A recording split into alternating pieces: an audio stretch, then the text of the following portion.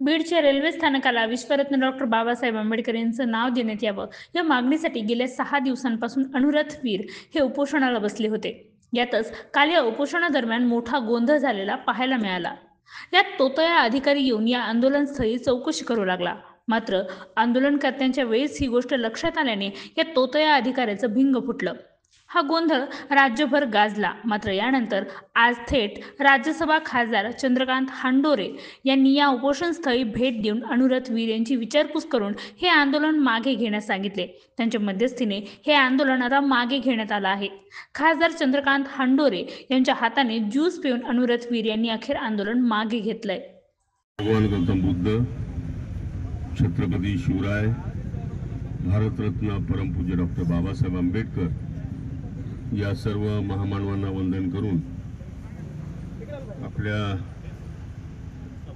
बीड शहरातील मेजर अनुरथ वीर हे गेल्या आठवड्यापासून या ठिकाणी अमरण उपोषण करतायत। बीडमध्ये नवीन रेल्वे स्टेशन होत आहे, त्याला डॉक्टर बाबासाहेब आंबेडकरांचं नाव मिळावं यासाठी इथल्या कार्यकर्त्यांनी, कुठलाही गटतट असेल, अशा सगळ्या कार्यकर्त्यांनी अनेक दिवसापासून या ठिकाणी कलेक्टर, पोलीस प्रशासन, रेल्वे प्रशासन या सगळ्यांशी पत्रव्यवहार केलेला आहे। अनुव्रत हे मागच्या वेळेस सुद्धा उपोषणाला या ठिकाणी बसलेले होते।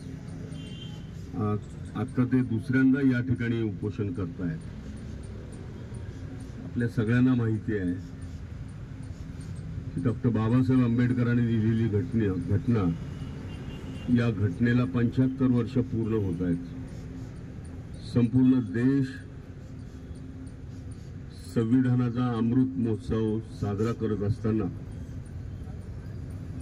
डॉक्टर बाबासाहेब आंबेडकरांच्याच नावाला प्रशासनाकडून का दिरंगाई होते हे काही कळायला मार्ग नाही।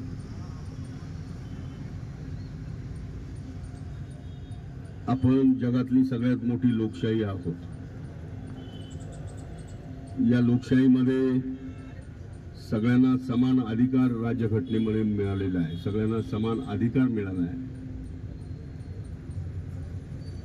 आणि अशा वेळेस या ठिकाणी इथल्या कलेक्टरनं, इथल्या प्रशासनानं, इथल्या लोकप्रतिनिधींनी एकत्रित येऊन एवढ्या मोठ्या महापुरुषाचं नाव द्यायला तात्काळ द्यायला पाहिजे होतं। परंतु अजूनही या देशामध्ये विषमतावाद आणि बाकीच्या सगळ्या गोष्टी आहेत, त्या मी आत्ताच बोलू इच्छित नाहीये।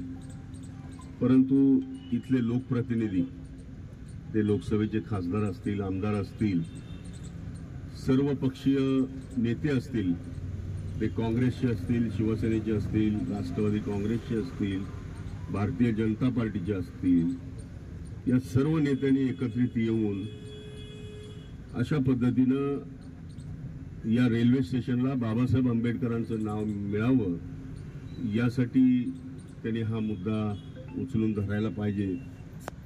बीडमधले व्यापारी असतील, त्याची लोकशाही जिवंत राहिली पाहिजे, या देशाला कायद्याचं राज्य मिळालं पाहिजे, सगळ्यांना समान अधिकार दिला पाहिजे। अशा पद्धतीने बाबासाहेबांनी या देशासाठी काम केलं आणि म्हणून या राज्यघटनेमुळे हा देश गेली 75 वर्ष राज्यघटना या देशाला दीपस्तंभासारखी मार्गदर्शन करत चाललेली आहे आणि म्हणून एवढ्या मोठ्या महामानवाला दुर्लक्षित करता येणार नाही याची जाणीव सगळ्यांना असायला हवी। आणि म्हणून मी आता जाताना कलेक्टरना फोन करेन, एसपीना फोन करेन, इथले खासदार असतील, आमदार असतील त्यांच्याशी बोलेन,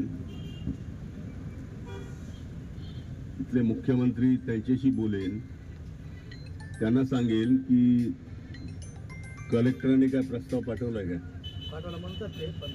ठीक आहे, हरकत नाही, कलेक्टरांशी बोलून हा प्रस्ताव महाराष्ट्राच्या कॅबिनेटमध्ये आणावा लागेल, कॅबिनेटनं मंजुरी दिल्यानंतरच हा रेल्वे प्रशासनाकडे याची फाईल जाईल आणि तो पाठपुरावा करण्यासाठी माझा प्रयत्न राहील. आणि हे जर अशाच पद्धतीनं रेंगाळत राहिलं तर निश्चितपणे राज्यसभेमध्ये आणि लोकसभेमध्ये अनेक खासदारांना उभं करून त्या ठिकाणी हा मुद्दा धसास लावण्याचा प्रयत्न आम्ही करू.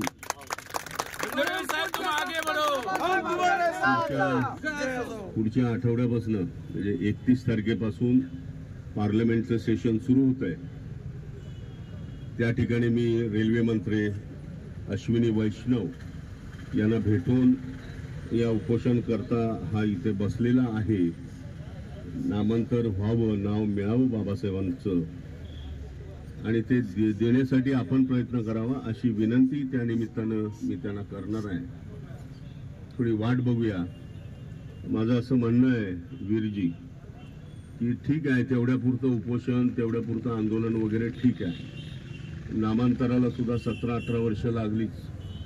शेवटी आपण सगळेजण यशस्वी झालो त्याच्यामध्ये. ठीक आहे, थोडा वेळ लागेल, परंतु आमरण उपोषण करून स्वतःच्या जीवाचं नुकसान, शरीराचं नुकसान होता कामा नये याही मताचा मी आहे. प्रशासनानं या संबंधातली दखल घेतलेली आहे आपली आणि म्हणून मी आपणाला सांगेन की आपण जास्त वेळ उपोषण न धरता जो लोकशाहीचा मार्ग आहे, लोकशाहीचा हाही मार्ग आहे तुमचा, परंतु शारीरिक इजा स्वतःला करून घेऊन ते योग्य वाटणार नाही. म्हणून त्याची आपल्या उपोषणाची दखल शासन